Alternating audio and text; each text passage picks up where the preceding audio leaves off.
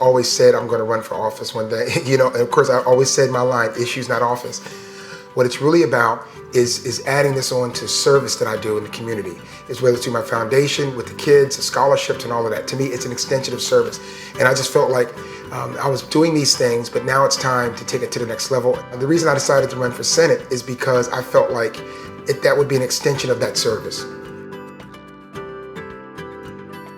My Olympic career was over 5 Olympics starting in 1980. What was interesting is that my first Olympic Games, the Olympic team actually did not go because I was on the 1980 team that boycotted. So I was the youngest male on the Olympic team at 18 years old. So I was a baby. But 4 years later was my second Olympic team and first Olympic Games when I went to Los Angeles, and many people may remember that. I won 4 gold medals in the 100 meters, 200 meters, long jump and relay. And was the first person since Jesse Owens to do that. And then actually my third Olympics was in Seoul, Korea, where I came home with 2 more gold medals and a silver. We didn't get a chance to run the relay because we had a relay mishap in the qualifying rounds before I started running. My fourth team and third games was in Barcelona, and I won 2 more gold medals in the long jump and the relay to bring my total to 8 at that time. And then the last games was in Atlanta here in the United States, and I won the long jump to bring my total to 9 golds and 1 silver. I have the Carl Lewis Foundation, and what we do is we focus on giving scholarships and supporting youth sports programs. So we give financial scholarships to youth sports programs. We give scholarships to my high school, and we give things out there. So that's education in sports and also community service. So all the kids that get something, we have community service component linked to it because we want to make sure that the kids understand it's more than just school and work. And then I'm also a board member of Best Buddies, which works with kids with intellectual disabilities. And I've been there with Best Buddies since 1989 and a board member since 1994. And it started by Anthony Shriver, and it's just a wonderful organization, getting people from the community together with kids with intellectual disabilities, letting them know they're people too, they're just like us, we're all the same, and what we can learn through friendship. I'm also a UN ambassador for the Food and Agriculture Organization, which we're trying to basically cure hunger in the world. So I traveled all around the world just recently to Santo Domingo and to Haiti and met with both presidents about reforestation in those countries and what they're doing for education. And that's something I would love to do here because agriculture is important in this district. I'd love to get kids down there and bring people back, exchange ideas, see what we can do. I do have a great garden here. I wish I could grow all year long, but of course you don't. But what happened is that back in the late 80s, I changed my diet to a vegan diet. And when I became a vegan for that period, obviously you're eating so many more vegetables and we're in the store all the time. So I said, let me start growing some herbs because you can't always get a lot of the herbs you like. So we started growing herbs in a small herb garden at my home.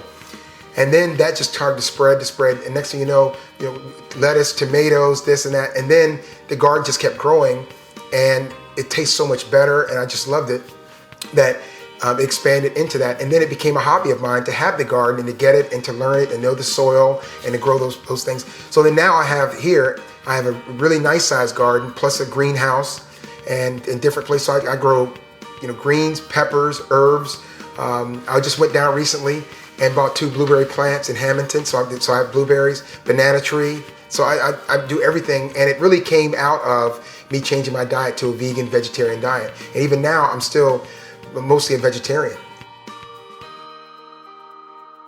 I decided to become a foster parent. I had wonderful parents, and so I hope that I can kind of instill that in some of the kids that I deal with. But yeah, I'm a foster parent, and I didn't want to go through the process of just doing just saying I'll pop up here and there, but I actually wanted to be in the nitty-gritty. So I'm licensed, have my license, and it's been a joy for me to work with the kids and to go to parties and see kids and that kind of stuff. So it's been wonderful. I was in India, and India has, I think, about 300 million homeless people. That's like America. And I was walking, and what a lot of the Indians do, they because they're homeless, they squat. If there's an open lot, they squat. So you'll often see homeless laying somewhere right near where a building is. And I said, how do you just step over everyone every day going to work like this. And he says, oh, you get used to it. I was like, wow, you just get used to that? And I said, no, we can't accept that. We have to do, it just hit me so hard. I was young. And I said, you just get used to it and just accept it and get used to it. So it hit me hard. Then I came back and I started looking at people even here differently. And saying, wow, look at the struggles and everything. How can we help that person? And then it evolved even more, and that's how I got more involved in the community because of that one thing. We just get used to. We shouldn't get used to it. We should always be trying to do more and to help and to expand what we can do for other people and to make their lives better. That's what we should be doing. We should not get used to it. My parents were tremendous. They traveled with us. They competed with us. They did everything. They went to every event, and they kept me grounded because my parents were wonderful growing up. And when I became a professional athlete, they were there as well. But they were guiding us there. I mean, they were still giving advice. My father and mother were like my closest advisors really into my 20s, especially until my father passed away. And I always called them for advice because life lessons and all this stuff are very important in making decisions. And when it became very difficult, they were the ones that kept me grounded. We anchored everything around dinner. Dinner was kind of the constant. So either we did homework before and practice after, or vice versa. But we were always together for dinner. Now that I'm older, I realize that's exactly when they said, how was school? What's going on? How's your life? Everything happy? You know, what's happening? You know, they really picked our brains in those times. When we did our homework together as a family, that was family time. So you're educating your children, you're helping them learn. Your parents are learning what's going on in their kids' school and their life. And it's just more time to spend with your parents. And that's what I thought. So when we're hearing this cut back on homework and give them more downtime, the reality is you're taking away family time. So homework should be a part of family time. And I feel very strongly about that because we need to push our children. And I don't mean just push them down the road, but motivate them. They do not know their potential.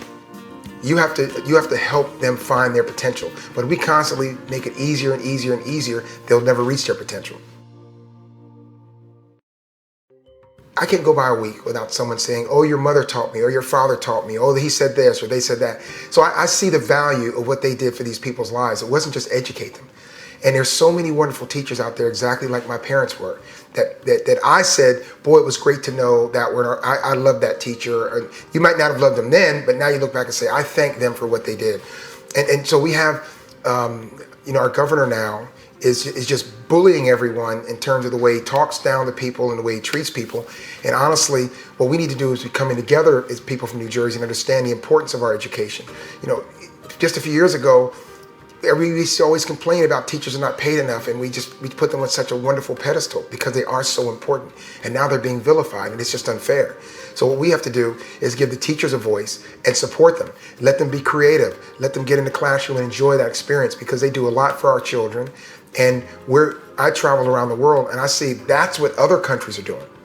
And other countries are motivating their children, making classrooms important and lifting up their teachers and making it exciting. And because they're trying to compete with America. And here we are, we're trying to back off. And so what we should do is support our teachers. I just feel so indebted to my parents for the commitment they made. And now my mother's 81 years old, so we have to worry about things about her health care, what's going on. Who's getting her here? It's just she gets sick, can she go somewhere? Does she have a new car? These are all the things I have to worry about. And it's great because she's still lucid. She's wonderful. She talks. We still discuss a lot of issues. She calls me, what about this? What's going on? Still an advisor. But I do worry about that because she's in her 80s, and we look at our parents. If you look at someone at 80, you say, wow, they're 80, but then it's your mother. They didn't feel like they're 80, So I think it's wonderful now that she's at a point where we're able to support and help her. But I look at the challenges we have in New Jersey. She's getting cuts, and I see those cuts. So those cuts directly come to me, which is fine because I can manage it. But what about the family that don't have someone like myself that can help their mother? That senior they're getting cuts, they're taking it. And just a few years ago, we did everything for our seniors, and now we're cutting our seniors. So I see it firsthand because I deal with it firsthand. I wake up every single day, and I say, you've got to be kidding me. This small little kid from Willingboro, New Jersey, has a beautiful home. I can take care of my family. I've been around the world, one of the most successful athletes of all time. It's ridiculous. I am so honored. And the reality is that we're at a point where the top 5% has improved so much over the last 20 or 30 years. We've gotten so much wealthier. And then we can't give 3 or 4 more percent. And so my thing is that there's a challenge for everyone else. So I look at my mother who's getting cut, and then I'm getting a break. I don't need a break. She doesn't need a cut. So the thing is that I have no problem giving more because I'm thankful where I am. And so I think it's time that we need to stand up and say shared sacrifices is something that people say, but the reality, the only way you can do that is by stepping out front and saying it. Because I think we love to say USA, USA, but not me. And it's time to go back to saying USA, USA, all of us. Because I put USA on my chest.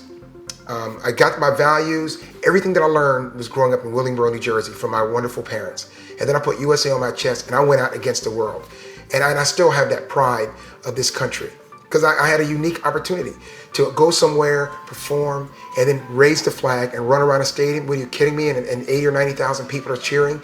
So I can't say, well, take 3%, 4% more to give back so that someone else and make their lives better. I just think that we need to step up, and need to step up and say, why are you cutting my mother and giving me a break? It should be backwards.